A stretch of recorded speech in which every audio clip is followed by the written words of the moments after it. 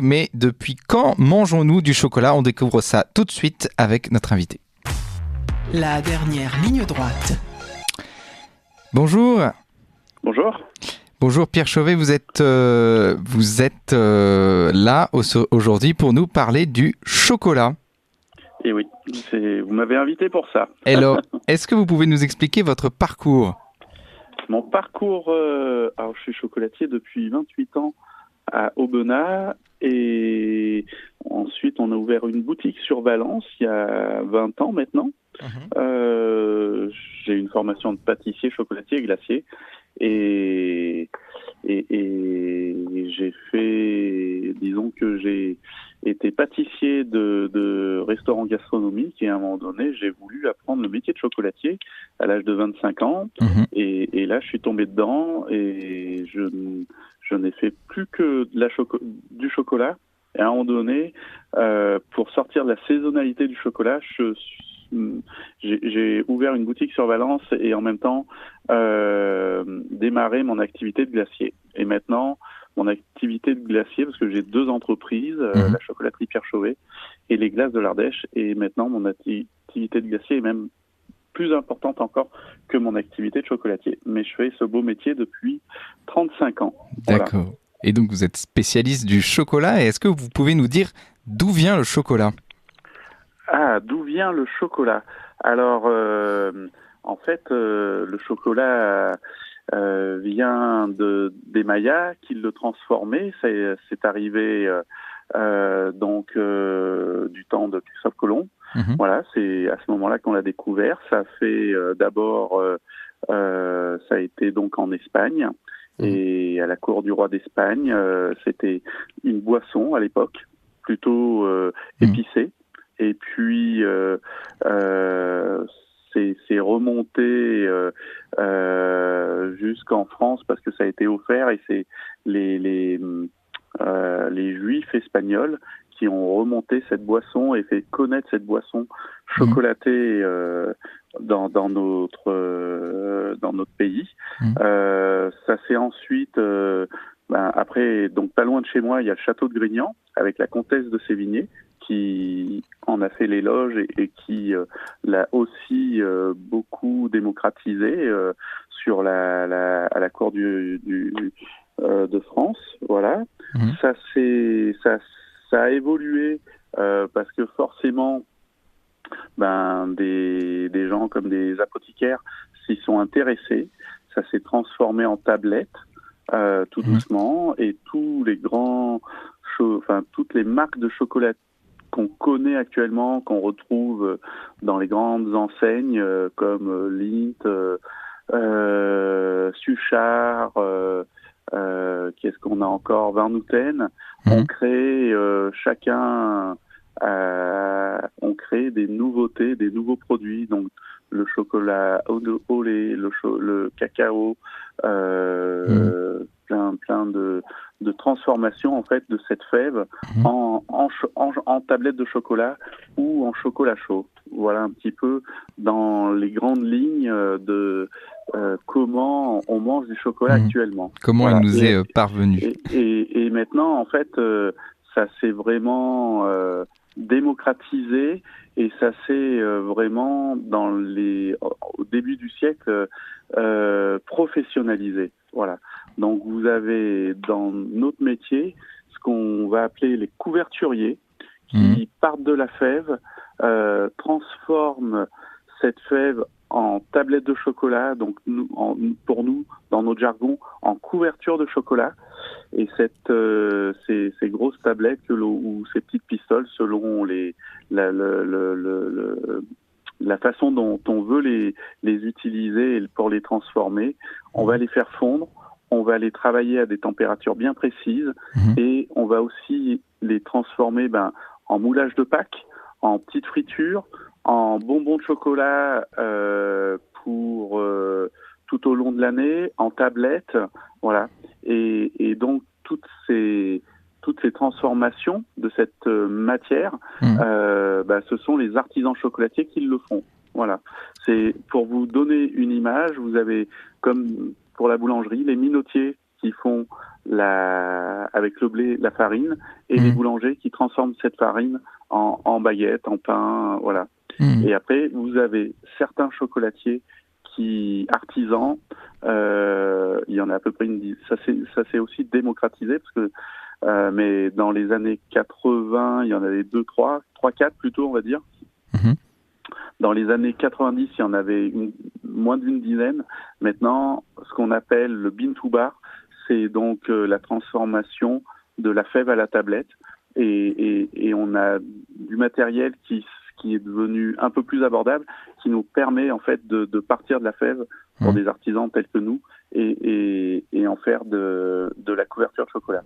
D'accord. Alors nous, depuis 30 ans, on ne part pas de la fève, mais depuis 30 ans, en fait, on fait notre assemblage et on donne un goût de chocolat qui nous est propre en faisant un blend, c'est ce qu'on appelle dans notre jargon, donc un assemblage avec des origines de Venezuela, Équateur et Côte d'Ivoire. Voilà.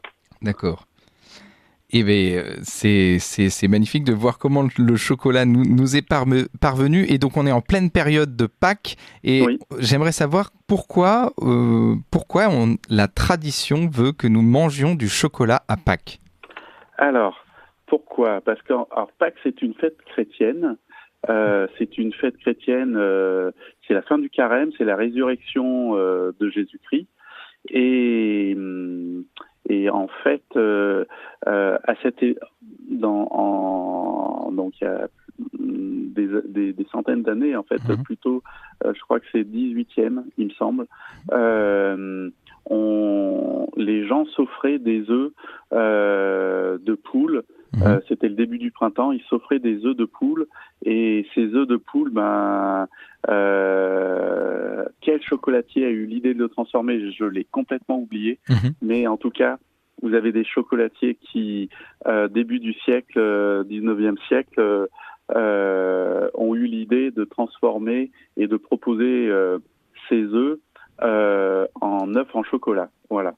Donc ça a été au début de mémoire ce qu'on appelle les œufs coquilles, c'est-à-dire que on prend un œuf de poule, on le coupe sur la hauteur comme il faut, on les vide, on le remplit un petit peu de chocolat et on le remplit d'un praliné. Voilà. D'accord. Et après ça s'est transformé avec des moulages en lapin, en cloche, en œuf et voilà.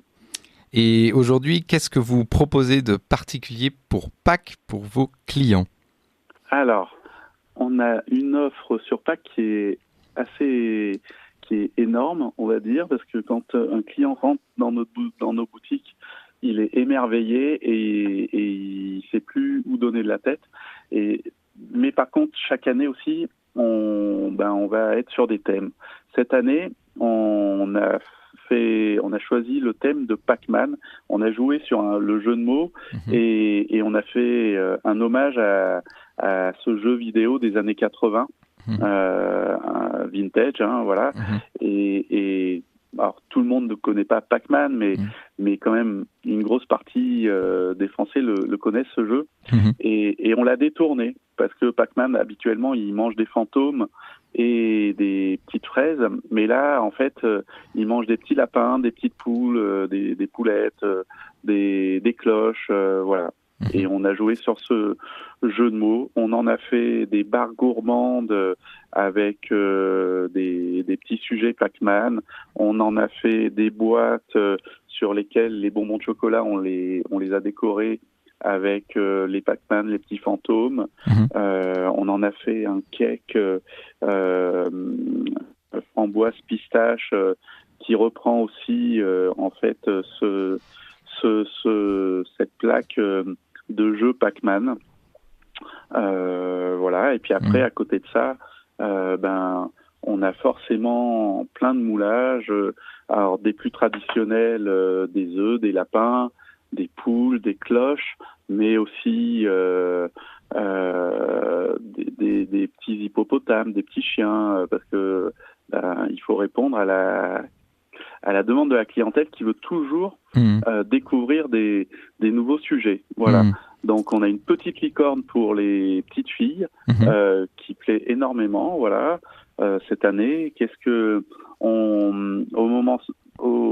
moment du 1er avril, pour le 1er avril, on avait plein de petits sujets en poisson que nos clients pouvaient acheter et s'amuser à attacher dans le dos de leurs amis. Voilà.